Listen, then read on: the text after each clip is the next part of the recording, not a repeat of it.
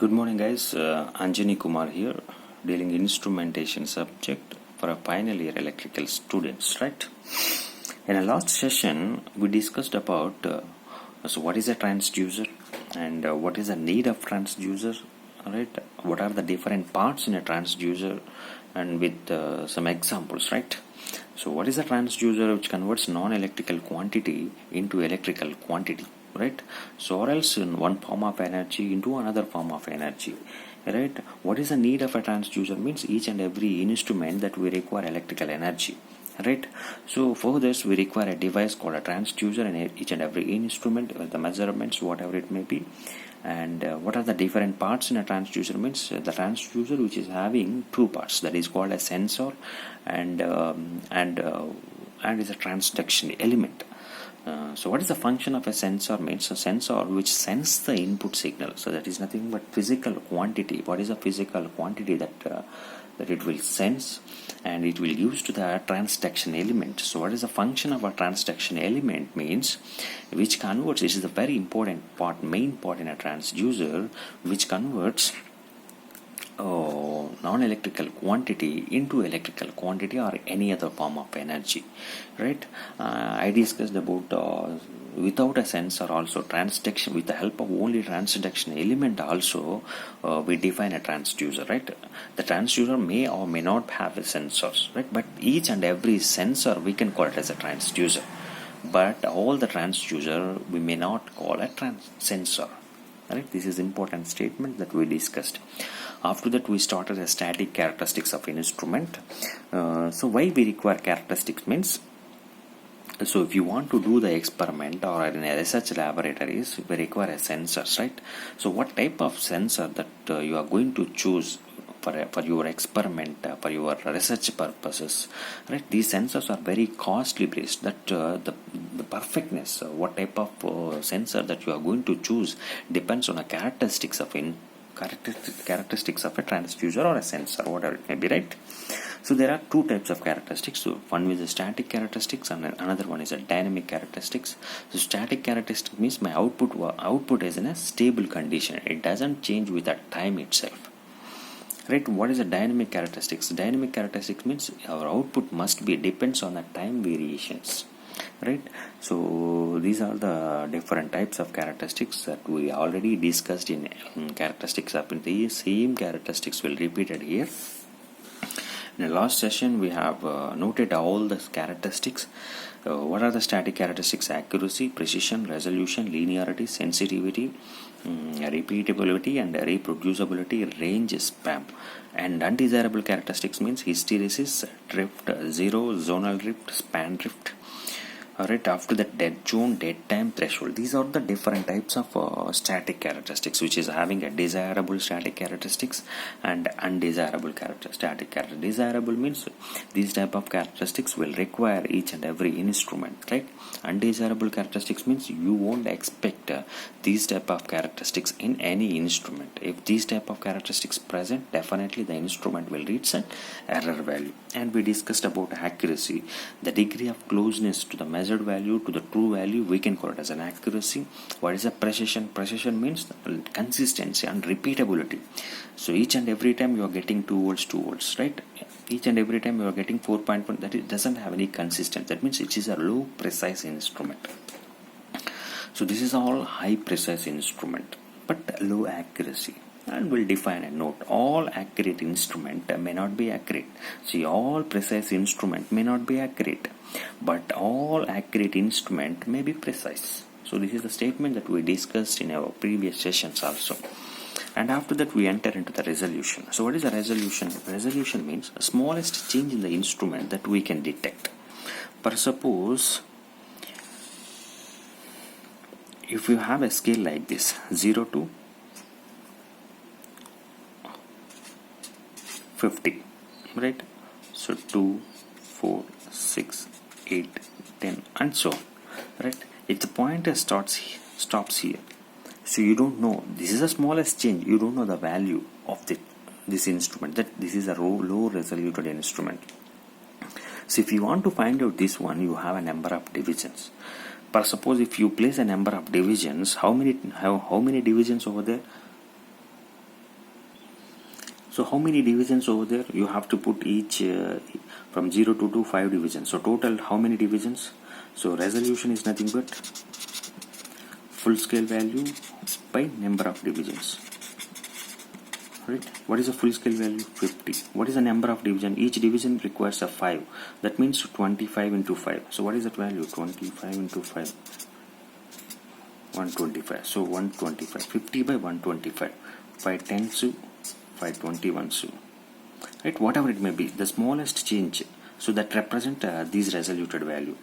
Or else if you take a simple logic, right? 0 to 20. Right? 2, 4, 6, 8, 10, 12, 14. So whatever it may be, right?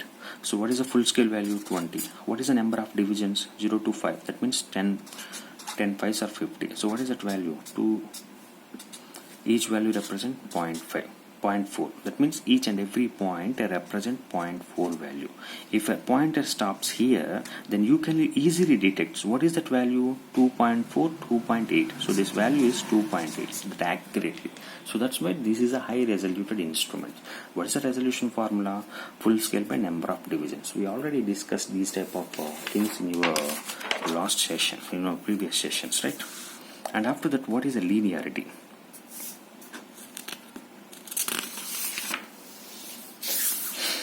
And after that, what is a linearity? So linearity means the output is linearly varies with the input. So the output which is having linearly varies with input. This is nothing but input and this is the output. So output, if input is 2, output is 4. If input is 4, output is 8. So that is nothing but linearly varies with the time. If the scale is linear, so we can easily find out the unknown value of a magnitude. It can be easily find out. Alright. So this is the advantage of a linear scale. And if it is a non-linearity means there is a deviation. That means if it is a linear scale, there will be a deviation how the scale will be. So this is a non-linearity scale. This is a linear scale, and we derive the equation for how much percentage of non-linearity present in the system. That also we discussed.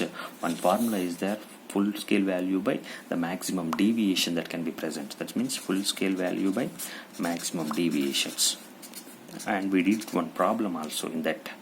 So that is about linearity. So what is a sensitivity? That means each and every transducer should provide high sensitivity. That means smallest. High sensitivity means change in output by change in input. So we can call it as a sensitivity. So that means that the transducers will require high sensitivity. So repeatability and reproducibility. So what is a repeatability and reproducibility? If one experiment done by one user at one condition different times with the same input will get the same result. Alright? One person, the same instrument, same input, same condition will getting same result. For suppose one person is there 5 volts measure చేయాలనుకుంటున్నారు. So 0 to 10 volts ఇన్స్ట్రుమెంటే తీసుకుంటున్నాడు. అదే రూమ్లో same input, what is the input? 5 volts you have to measure. You take the 0 to 10 volts instrument, you will get the result as 2 volts, 2 volts, 2 volts, 2 volts. So this is called repeatability. Or else what is a reproducibility means? Same input, different instruments. One person taking 0 to 10 volts, one person 0 to 50 volts, one person taking 0 to 100 volts. Right? Different places, right? ఒకడేమో మాచర్లో చేస్తున్నాడు, ఒకడేమో మార్కాపురంలో చేస్తున్నాడు, ఒకడేమో నెల్లూరులో చేస్తున్నాడు. Right? Same input, different person, different instrument, different conditions. Right? I'll get the same result. 2 volts, 2 volts. ఈడు చేసిన 2 volts వస్తుంది, ఈడు చేసిన 2 volts వస్తుంది, ఈడు చేసిన 2 volts. That is called reproducibility. So that all these concepts that we discussed in our previous sessions, right? So what is a range and span? What is a range value? A range is nothing but maximum value. For suppose 0 to 500 volts instruments. What is that range? A range is nothing but 500 volts. What is a span? Span is nothing but minimum minus maximum. Alright. So what is that minimum minus 0 to minus 500? So span is nothing but 500 volts. We discussed about what is a range or span. So these are the desirable characteristics present in the instruments itself. And what is the undesirable characteristics? So undesirable characteristics means hysteresis characteristics. Hysteresis means reversal direction. For suppose if you are doing the experiment, so input output 0, 5, 10, 15, 20. So you get the result as 2, 2.5, 3, 3.5, 4.6, right? ఒక ఇన్స్ట్రుమెంట్లో you are giving the input as 0 2, 5 ఇచ్చినప్పుడు 2.5, 10 ఇచ్చినప్పుడు 3, 15 వచ్చినప్పుడు 3.5, 20 ఇచ్చినప్పుడు 4.6 ఇనే increasing ఆర్డర్లో ఇచ్చుకుంటూ వెళ్ళాం. బట్ ద సేమ్ ఇన్స్ట్రుమెంట్ని డిక్రీజింగ్ ఆర్డర్లో ఇచ్చామనుకో, దట్ మీన్స్ ఫస్ట్ ఏమి ఇస్తున్నావు, 20 ఇచ్చావు, you will get the result as 5, right? 15 ఇచ్చావు, you will get the result as 4.2, right? 10 ఇచ్చావు, 3.5, 5 ఇచ్చావు, right, you will get the result as 2.9, 0 ఇచ్చావు, you will get the result as 2.6. that means decreasing order lo iste you are getting a different results. So that error, that systematic error that you are represented here, we can call it as a hysteresis error. That means actually reverse direction లో ఇచ్చినా నాకు same result రావాలి కదా, same instrument కదా, same ఇన్పుటే కదా నేను ఇచ్చేది. Reverse డైరెక్షన్లో ఇచ్చినప్పుడు డిఫరెంట్ రిజల్ట్స్ వస్తుంది. So that is called hysteresis. That is current reversal. So we can call it as a hysteresis. For suppose if you take that magnet, or the flux will be travel like this. Once it hits the magnet, when you apply a voltage, reverse voltage, ఏమవుతుంది, ఈ flux turn అవ్వాలి. So turn అవ్వాలంటే it will take some losses, right? So that loss we can call it as a hysteresis loss. Whatever electrons are, so we know all these things, eddy current, what is hysteresis and all these things. Hysteresis means current reversals, right? So whenever the flux turns, definitely some losses will be present. So that loss we can call it as a hysteresis. And after that drift is nothing but change in the deviation from input to output, we can call it as a drift. For suppose if you take an instrument, actually instrument ఎక్కడి నుంచి start అవ్వాలి, 0, but my instrument starts 0 కంటే ముందు పడిపోతుంది. So that is called a drift. In order to avoid these drift, you have to make your pointer starts from 0 it self, right? 0కి తీసుకొచ్చి అప్పుడు you have to do the experiment, right? So that is called a drift. If throughout the drift is constant, we can call it as a zero drift, right? If it is a input, my output starts when input 0, my output also 0, but due to the drift my output starts like this, input is like this, right? These deviation we can call it as a drift. Throughout my session, whatever the experiment time, my drift is constant, then this type of drift we can call it as a zero drift. So what is a span drift? Span drift means it goes on increasing, drift goes on increasing, that is called as span drift. So what is a zonal drift? Zonal drift means at particular point we have a drift, after that we don't have any drift, so that is called a zonal drift. So these are the things that we already discussed in your previous sessions. If you have any doubts, go through that session and you will directly understand this. So these about static characteristics of an instrument and dynamic character. After that, dead zone and dead time. So what is a dead zone? Alright, this is your input, this is your output, this is a time, right? This is a result, right? So what is a dead zone, right? The maximum value of change in input to change us to now, but we don't have any output. So at this point, so the maximum value of change in input, we don't have input, we don't have any output. See, maximum value of input, no input change to now, but we don't have any output over here. So this zone we can call it as a dead zone, right? So input changes to now, but you have any output, there is no output, at which the output starts. This point, the point we can call it as a threshold, the point at which your output starts, so that is called a threshold, right? The time required to start output, so that is called dead time. The dead zone time is nothing but a dead zone. So I hope it's clear. We already discussed in your previous session. You just go through if not understand. So the time, so dead zone, dead time, threshold, the time based values are dead time. Remaining all are input values, right? Dead zone is nothing but input. threshold is nothing but input, but the time is a dead time. Time is a only dead time. Time represents dead time. Remaining two are input values, right? So these are the concept of static and dynamic characteristics that are present in the system.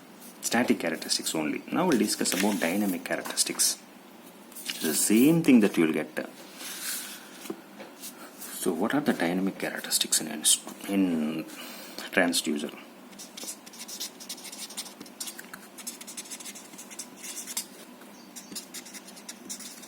Or a sensor.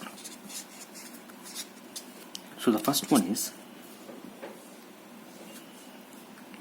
speed of response.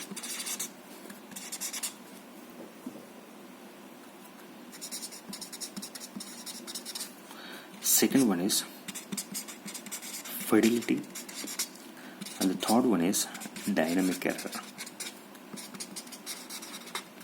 So these are the dynamic characteristics of a transducer. So what is the dynamic characteristics? So dynamic characteristics means these characteristics. That means that my output what we are getting, it depends on a time variations of input.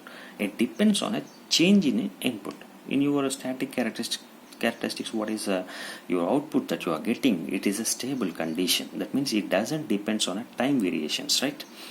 So now what is a dynamic characteristics? Means it depends on a time variation of my input. So what are the speed of a response, a fidelity, a dynamic error.